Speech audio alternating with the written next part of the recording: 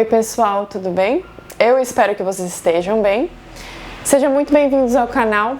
Para quem não me conhece, eu sou a Gabi.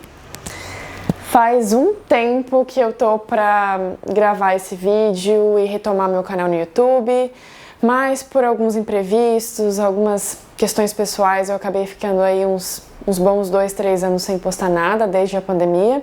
E agora eu tô pretendendo voltar aos pouquinhos, ainda tô entendendo como é que eu vou fazer isso funcionar, qual vai ser a frequência, os dias da semana.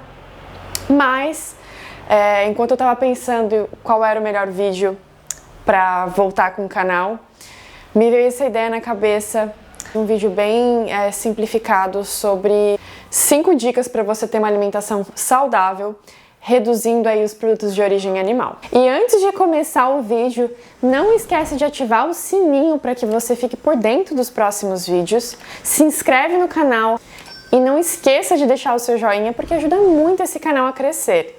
A primeira dica é: descasque mais e desembale menos. A base da sua alimentação deve ser alimentos minimamente processados como frutas, verduras, leguminosas, grãos, sementes e etc. Eu sei que muita gente já tá careca de saber disso, mas muitas vezes a gente esquece de que fazendo o básico bem feito, a gente já tá fazendo muito pela nossa saúde. É muito importante que a gente tenha uma alimentação variada, porque é através dela que a gente vai conseguir alcançar os nutrientes diários, as vitaminas e tudo que o nosso corpo precisa para que a gente tenha bem-estar. O nosso paladar é extremamente adaptável.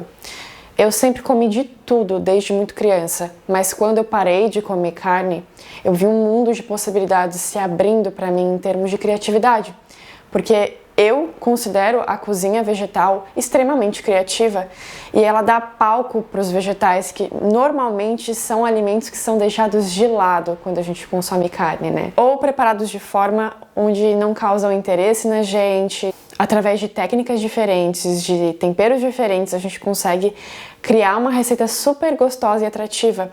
Enquanto muitas pessoas acabam preparando esse alimento de uma forma extremamente desinteressante. Dica número 2: aprenda a cozinhar.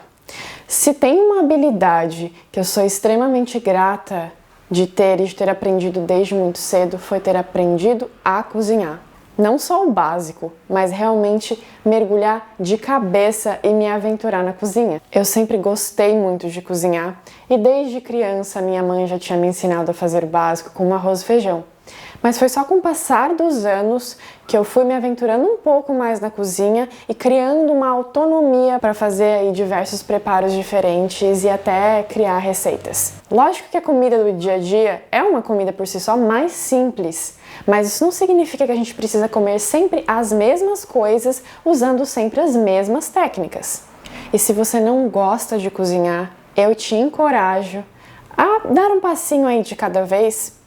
Quem sabe convidar os amigos e fazer algo diferente em casa. Eu realmente acredito que saber cozinhar é uma das chaves para uma alimentação mais saudável. É muito difícil manter hábitos saudáveis se você não sabe cozinhar. Dica número 3: organização. Não tem jeito, gente. Se a gente quer se alimentar de uma forma saudável, a gente precisa se organizar.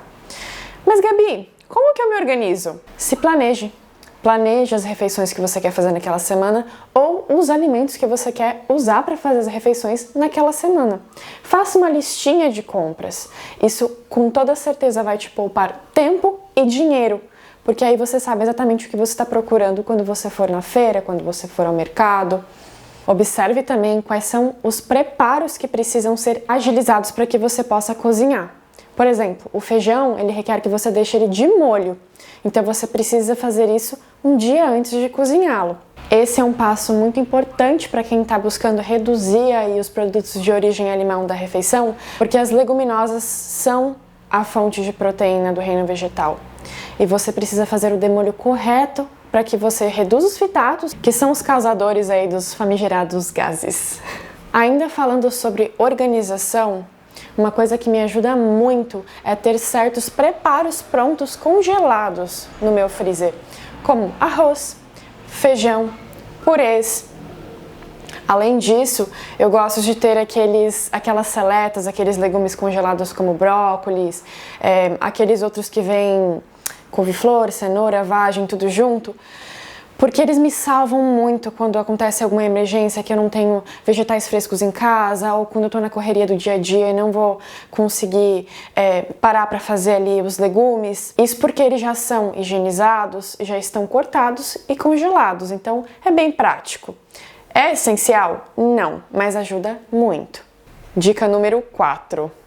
Reduza os derivados de origem animal de forma gradativa. Eu acho que uma coisa importante de se lembrar é que construção de hábito leva tempo.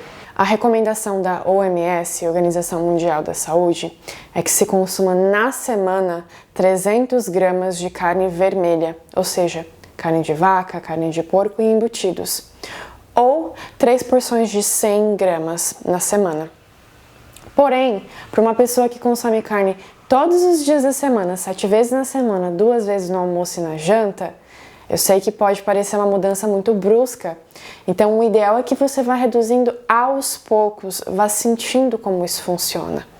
É essencial que você comece, mas um passo de cada vez. A segunda sem carne, por exemplo, é um movimento muito legal para quem busca reduzir produtos de origem animal, que incentiva as pessoas a se conscientizarem dos impactos que os produtos de origem animal têm no meio ambiente e na nossa saúde e a descobrir novos sabores e texturas também. Uma coisa que eu acho importante de ser frisada é que você não precisa querer se tornar vegano para reduzir o consumo de produtos de origem animal. Eu, por exemplo, não sou vegana, não gosto de pôr rótulos na minha alimentação, mas se a gente quiser rotular a minha alimentação, ela seria uma alimentação plant-based. Mas, Gabi, o que raios é uma alimentação plant-based?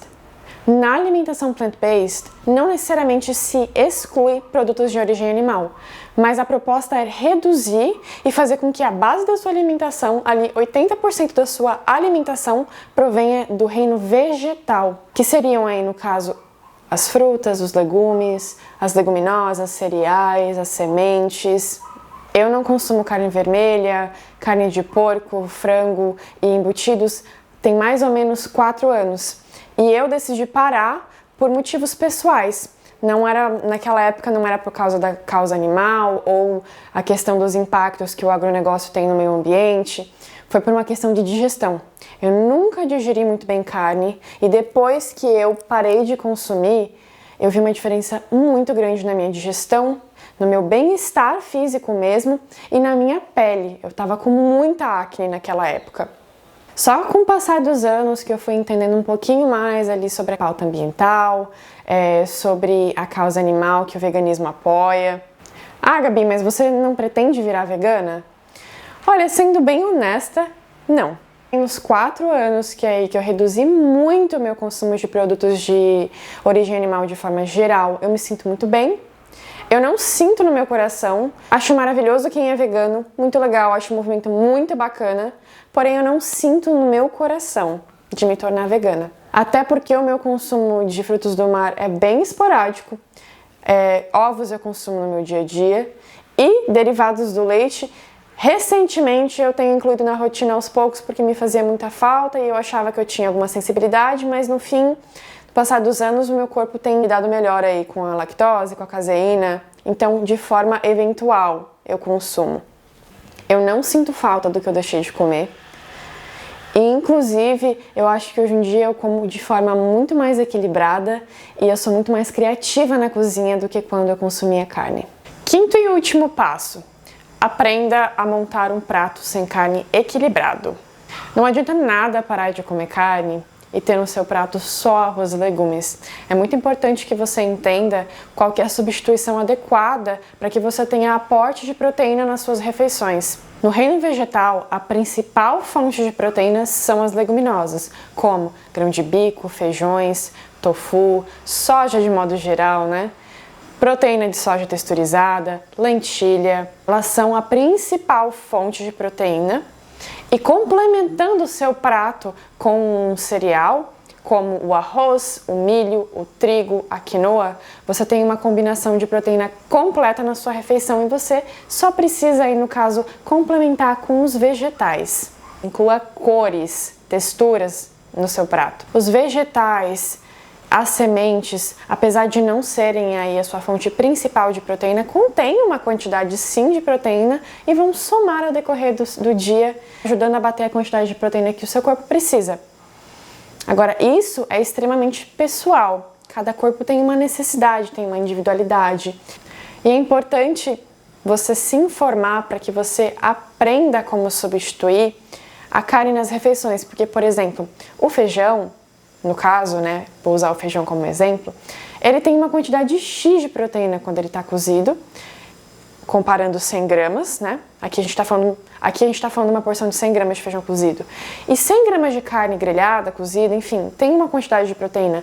Então não, você não precisa ficar pesando tudo, mas é importante que você tenha uma noção básica de que você vai precisar comer mais feijão para bater a quantidade de proteína daquele prato do que você comeria se estivesse comendo carne.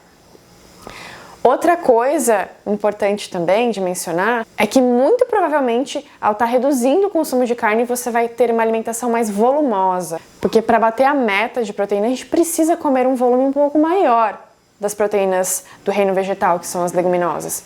A carne por si só é um alimento mais calórico, né? Então você tirando ela do seu prato, você vai sentir mais fome, vai sentir necessidade de comer um pouco a mais. E tudo bem, porque você vai estar comendo mais volume, não necessariamente vai estar comendo mais caloria, tá? E nem falar sobre caloria não é nem o intuito desse vídeo. Caso você esteja aí com alguma dificuldade, eu te sugiro muito procurar uma nutricionista atualizada, que entenda sobre alimentação sem produtos de origem animal, né? Uma alimentação vegetariana, vegana, que possa te instruir, te ajudar a entender aí quais são as suas individualidades, tá? Esse foi um vídeo bem simplificado. Eu espero que ele tenha sido útil e ajudado aí um pouco. Eu vou ficando por aqui, te vejo no próximo vídeo. Um beijo e tchau!